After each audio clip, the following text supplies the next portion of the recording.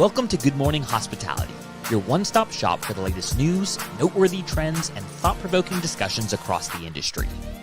From hotels and short-term rentals to all things travel and hospitality, you'll find each episode equips you with the information that you need to start your week. Join us on Good Morning Hospitality every Monday, wherever you get your podcasts.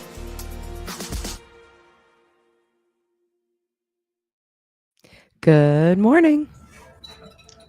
Good morning. Happy Monday, you New Yorkers.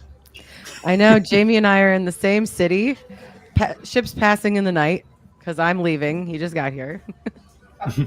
Literally just got here, recording from the Delta Lounge at JFK, if anyone's at the airport.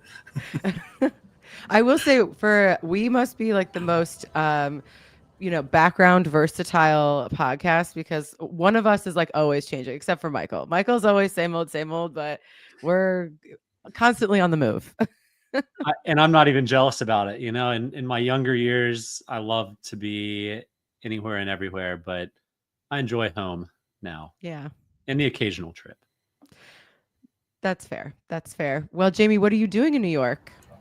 I'm here for Airbnb leadership team meetings. So we've got all of our execs flying into New York here for the week. So we're going out for jazz tonight as a team bonding exercise. And Love that. Team bonding, jazz. Where's Jeff Lulon when we need him? There will be no tattoos tonight. Oh, that's what you say now, Jamie. We'll see what happens tomorrow. GMH on the arm. Yeah. It happens in New York, I guess. So, yeah, if anyone's in the city and wants to meet up for lunch or coffee, feel free to hit me up.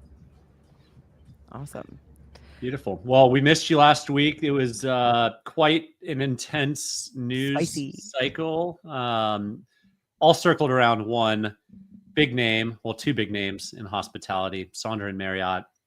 If you didn't catch our episode last week, we were rapidly getting into the literally breaking news, and the story continued to evolve. But long story short, Sonder did end up in bankruptcy, filing Chapter 7 after some crazy, hectic timelines. Jamie, do you want to go through the timelines, or do you want to weigh in on some of your thoughts first? And did listen to the show. I was driving back to Atlanta from North Carolina. It was crazy to see sort of how everything seemed to collapse at the last minute. And now with the bankruptcy filings, it's clear that things really did sort of fall apart at the last minute. I think you guys even opined that you thought that some sort of last minute financing or purchase lender agreement must have sort of fallen through at the last minute. And then we saw that, right? So Sonder, it was clear that they were going to, and they didn't have enough cash to keep going. They looked to get in additional financing in September, and even tried to find a sale in October. They looked like they had a financing partner, and then they pulled out at the last minute on November 3rd. Sonder then had to notify Marriott on November 6th that they're running out of cash, get a last-minute loan, and then Marriott noticed them of default and ended the licensing agreement on November 7th the next day. So a whole lot happened, in that month-long period. Yeah. So we were also talking about this last-minute pullout with the lender, thinking that Marriott might have had a better way to smooth this over than they did by just immediately pulling out. But I guess it was just the end, and they're cutting their losses. But it seems they've gotten a lot of heat for the way that they have handled this. Yeah, if it's the end of September and you're like, oh crap, we are really on our last straw, we got to figure something out fast. I mean, I'm the kid that did the homework 2 days before it was due, not waiting until the night of. But it seems like you're putting yourself in a pretty tough financial situation if you're waiting 45 days until day zero to go out and try and raise money, or even to try and transact. I will give the Vacasa team, kudos for finding two buyers. They had DK and Costigo wanting to transact and lining up. It was probably a more attractive asset and longer timelines to due diligence than what Sonder seemed to give their prospective buyers. But in the end, I mean, we've seen Sonder had a lot of struggles reporting financials. Obviously, their financials were an absolute mess, and it ended in a financial disaster. And it's something that they should have seen coming. I'm not sure they could have done anything about it one way or another, so I'm not going to like knock that aspect of it. But I feel like you had to have seen this coming. And again, kudos to the Vacasa team for getting through a transaction when the writing was on the wall. Sonder was unable to do it. Well, they did have a lender in their defense, like lined up, that pulled out kind of at the last minute. So I don't know. In this whole story, I just the last couple months when you are just throwing like anything at the wall to see what's going to happen. Like you also don't live in this world where you want like the end to be so close. And they probably thought that Marriott was just going to scoop them up. That's kind of been this whole partnership. So there might have been some, I don't know, optimism at play that was clouding their judgment.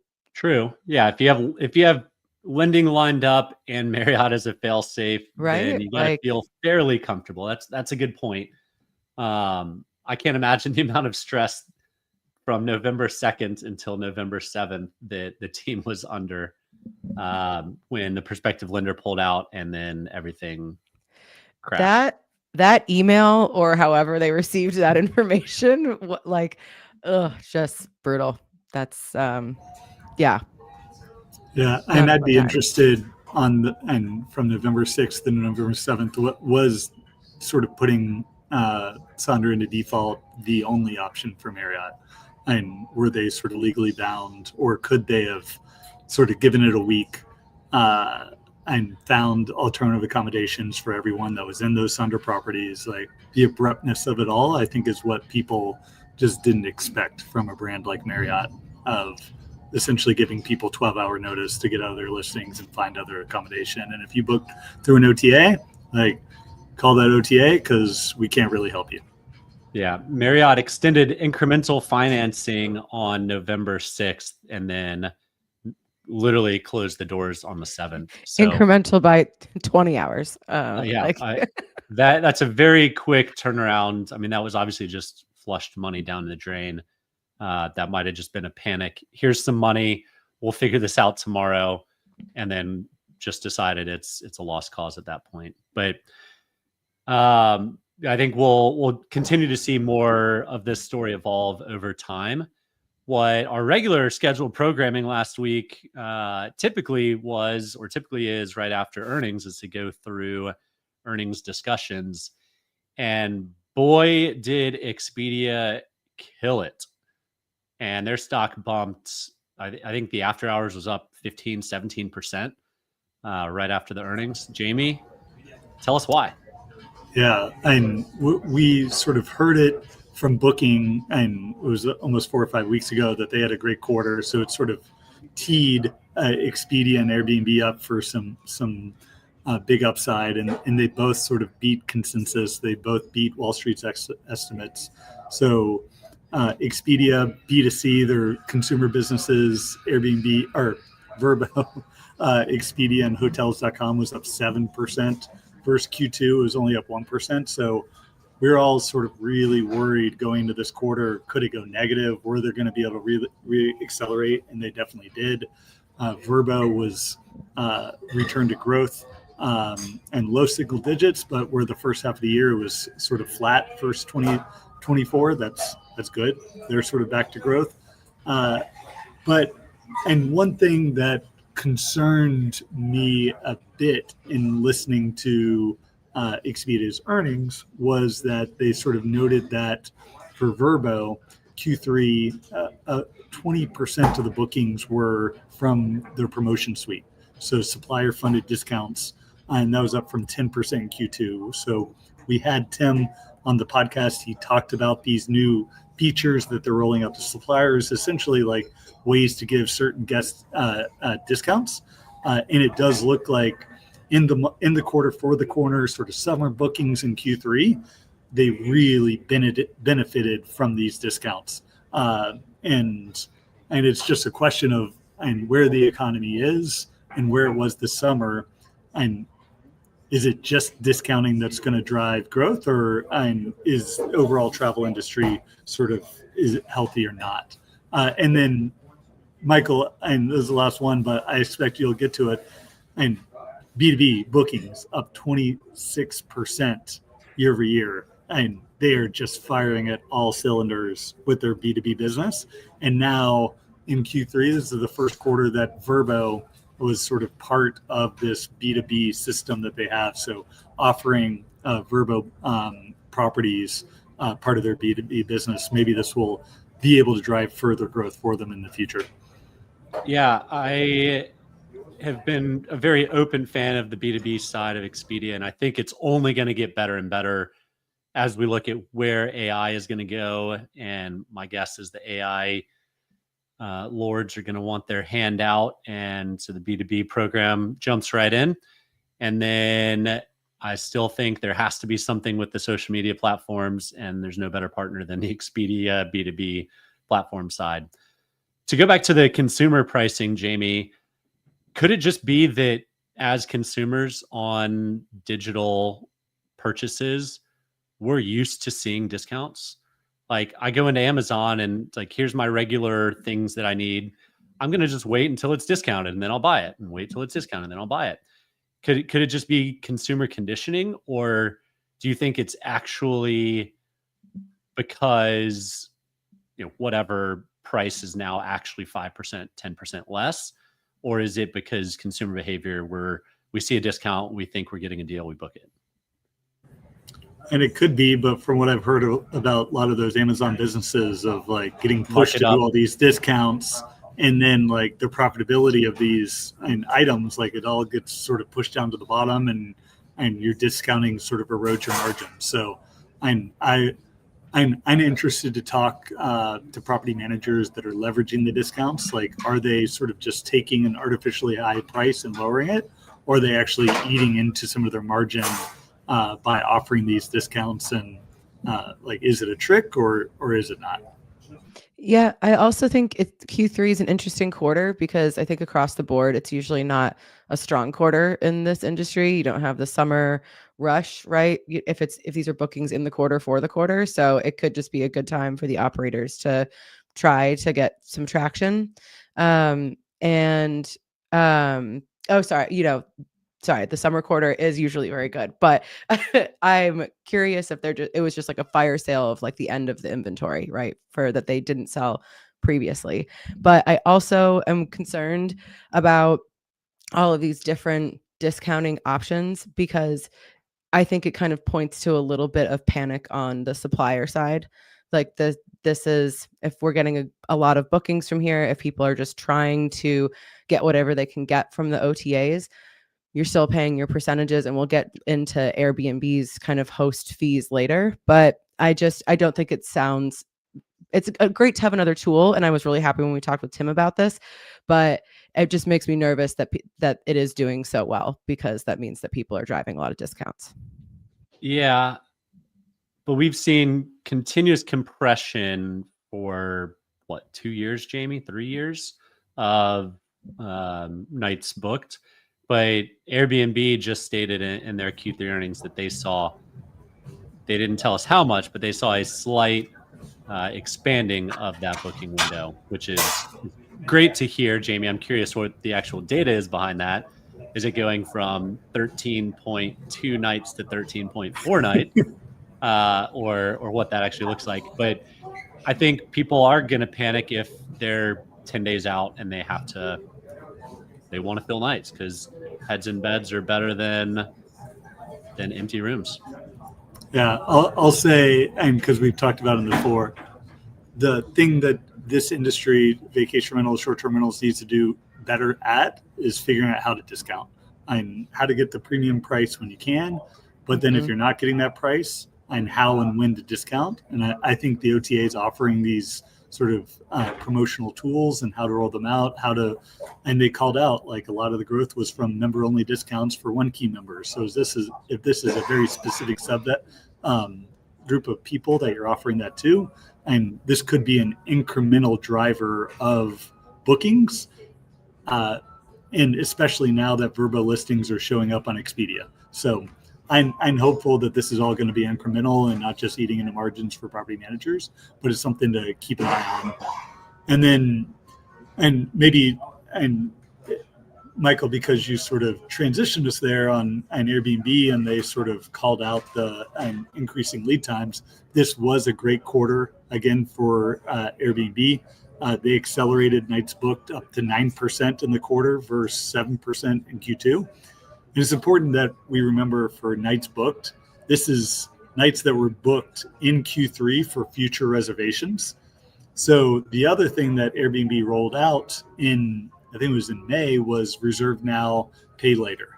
And this was a key feature that Airbnb sort of called out in the US of what drove nights acceleration was people booking and well in advance, not having to pay.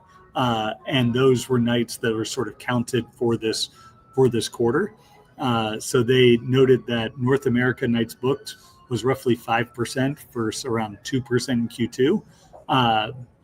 And so there's this question, and some of the analysts sort of called it out, and are these bookings actually going to turn to stays, or are people just going to cancel them later? Yeah. Do the put order. So this could just be a pull forward of bookings that actually don't even and turn into bookings. Fortunately, it is, and most of these were sort of in the quarter for the quarter because in Q3 is such a big month for stays, and most of them did. Though the Airbnb did call out that cancellations were up slightly because of this new policy. So you're booking a couple listings, canceling the ones you don't want. But you can see that coming in, and if they have, depending on what the cancellation policies are, this could be a way to get around the cancellation policies. It's a good feature that has downstream effects like cancellation rates. So I'll be fascinated to see. Airbnb is all about conversions, but it's also conversion all the way down the stream to nights to staying, booked, right? And experiences apparently in their P&L. So nights booked and experiences. We'll get to that in a second. But yeah, I think it's in general where the whole market's going. Everyone is paying for everything later. And what's the U.S. economy debt up to in trillions, many trillions? So yeah, a scary number, a number that frankly doesn't sound real. So Terry White, the Expedia mobile deal is very effective. It's always my most underperforming channel, but the deal is working very well. So heard it here first. The Expedia discounting and the how many years of integrations did they take to weave Vrbo into Expedia? They're seeing the benefits of it, and when you have a after hours bump of 15 to 17% for a very mature company, you see it in the numbers. All the people that struggled through all that technology back-end integration, dealt with all of people like us chattering about it, like what's taking so long. There must be a little feel of like vindication. Like it was worth it. Did it. Yeah, that's gonna be hard. Yeah. And then because Terry mentioned, I'll note that Airbnb called out that in-app bookings grew by 17%. So bookings made through their phone app are now 62% of overall bookings, and they saw a 3% decline on desktop bookings. Still crazy to me. Still crazy. It is all phone and ways to drive incremental bookings, and for someone booking, and like Terry said, mobile app is where it's at. So, Jamie, we've got the buy now, pay later, or book now, pay later, and we've got the discounting from Expedia. Those are more business levers than market conditions. So it kind of scares me that neither had necessarily much better market condition improvements, but potentially more drafted on the changes of the business plan or the business model. Is there anything concerning there for us? And not concerning, because we expected it to be sort of this slow growth environment, and expectations of U.S. growth anywhere from 3 to 5%, like, and they were slightly higher than that, 1 or 2% higher. Like, I don't think is concerning. I was sort of encouraged by them, and Airbnb and Vrbo, and we heard it earlier from Booking. No one sort of called out the government shutdown as an impediment to the business. So as they got into October, and they all called out that October is looking really good. They even saw some acceleration into October. And then both Expedia and Airbnb upped their guidance for Q4. So everyone's feeling a little bit better. Airbnb did roll out their buy now, pay later to, or book now, pay later to other countries. So we're going to start to see the impact of this sort of flowing through to Europe, Canada, other places. And we probably don't have to get too much into it, but they also called out sort of record applications for their services and experiences business. So that is something that we haven't seen yet as a meaningful part of their revenue or experiences or seats booked. But that's something that may be coming given the sort of the applications are a forward indicator of future supply. Well, the big feature that it's not an experience, but the service that has been touted has been the addition or the partnership with Instacart. And this is getting everybody like so excited. I mean, it's a great service. I think it's cool. I don't know if it deserves the level of like, oh my God, this is groundbreaking that it's kind of getting right now, but it's cool seeing it roll out in a couple of cities. Logistically, I find this to be something that I don't know how it would work really at scale. I can see some properties really doing well with this, but I think it's just a cool feature. And I'm sure there's going to be someone that does both and has some fiery Reddit comments down the line, which I will try to find, but it's cool. I don't know. I don't think it deserves like crazy fanfare, but I think it's an interesting partnership. Yep. We know Airbnb is an absolute PR machine, and Instacart's a household name. Airbnb is too. I think I've used Instacart 3 times in my life. Maybe other people use it religiously. I'd rather save the money, but call me cheap. And when you're on vacation, yes, I don't know about you guys, but typically the first day you drop your bags, you go to the grocery store, you stock up, you eat out, you have leftovers, you cook a couple nights, whatever. I think there's certainly an application there, but I don't think in the end it's going to be anything impactful or meaningful for the bottom line. Yeah. And what I was excited about in the release was the sort of host incentive. So if a guest does it as a host, first time you're going to get $100. Each subsequent time you're going to get $25. I don't know. I suspect this is being funded by Instacart, not by Airbnb.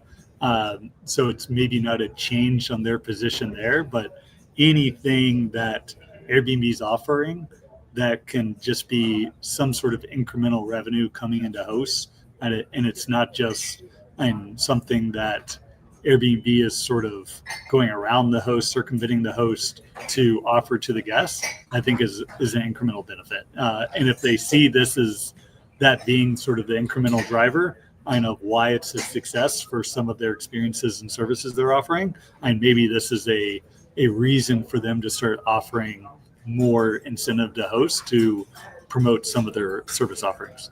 Yeah, I can see the comment, the pictures now. The Instacart delivery driver tries to drop off all the groceries. The code isn't working. They have to leave all of the groceries outside. The guest arrives, groceries are ruined. That is like something that was like one of the first things I thought is like all these guests that have trouble getting into their homes, like the logistics of this. But it also, if you just show up at your vacation and the house is stocked, like that's also pretty awesome. So. That would be awesome. But yes, logistically speaking, we all know how hard it is to get inside. Most of the time, groceries are just dropped off at the front porch. Your flight's 2 hours late. Now your frozen pizza's spoiled and your meats are eaten by the raccoons. I mean, who knows? The kids are could screaming. turn into some funny things. I'll be excited to see some of the photos that play out here. But Jamie, my head went exactly the same as yours.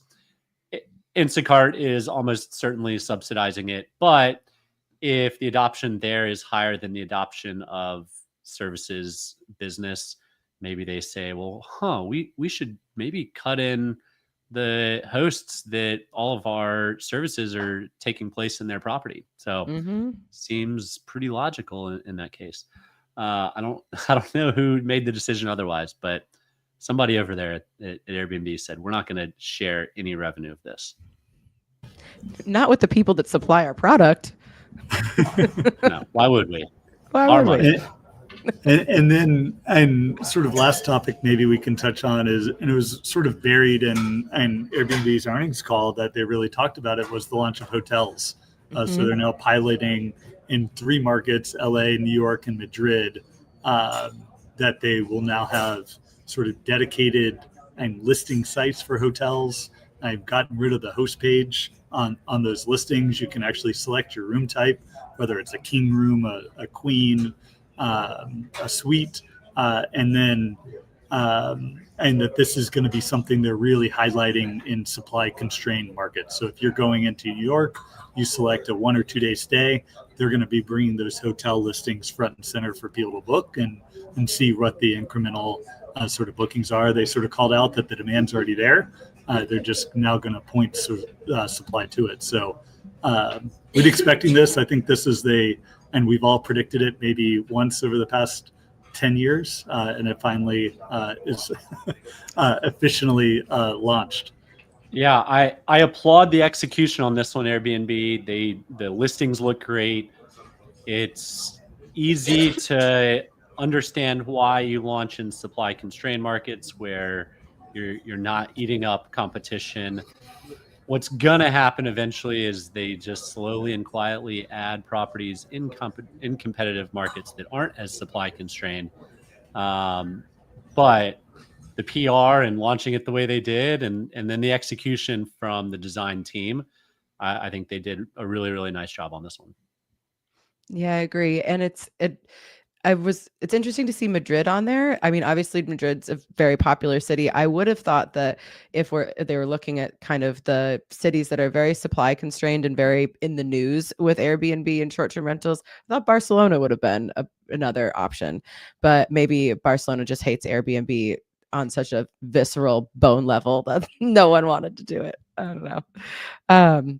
But I think we'll start to see those in like kind of the over tourist areas. I would think that would make sense, especially in Europe, for them to kind of pop up. And Jamie, we have a question here from Terry White. Speaking about Airbnb, I jacked my rates 18.5% to offset the supplier commission. And it looks like they're still charging the guests a service fee. Is that the case? Are you hearing the same? I'm not hearing that. And I did post on that over the weekend on sort of some of the changes that we saw with Airbnb. On October 27th, they moved for PMS connected listings from the split fee to host only fee. And we're scraping these listings every day. We saw 445,000 listings sort of move from split fee to host only fee. So that definitely happened, and we're looking at the sort of at the checkout, like what fees are being charged. So we're not broadly seeing that. And then what I thought was really interesting in the post was about this was how many hosts did we actually see raise their rates to offset that additional fee that they're now paying. And we saw for property managers, it was only like 30%. Another 30% sort of partially covered it, and then another third sort of we didn't see them increase the rates at all. So maybe quite a few property managers sort of doing a wait and see. And this is sort of a slower period for bookings. getting a sense of, okay, is everyone else raising their rates? Am I going to be sort of at a disadvantage if I fully offset my rates? And yeah. Well, everybody's waiting to see what are we all going to take a little bit of a hit just to see, because we don't want to be the highest rate in the area. It's like that Spider-Man meme of everyone pointing the gun at each other. Really an interesting couple weeks. Lots of little tidbits coming out. Jamie, we hope you have a great time in New York and maybe come back with a GMH tattoo, Wild Night of Jazz. You never know. Maybe an Air DNA tattoo to go with it. Michael, do you have any fun plans for the week? I don't believe so. No, same old here.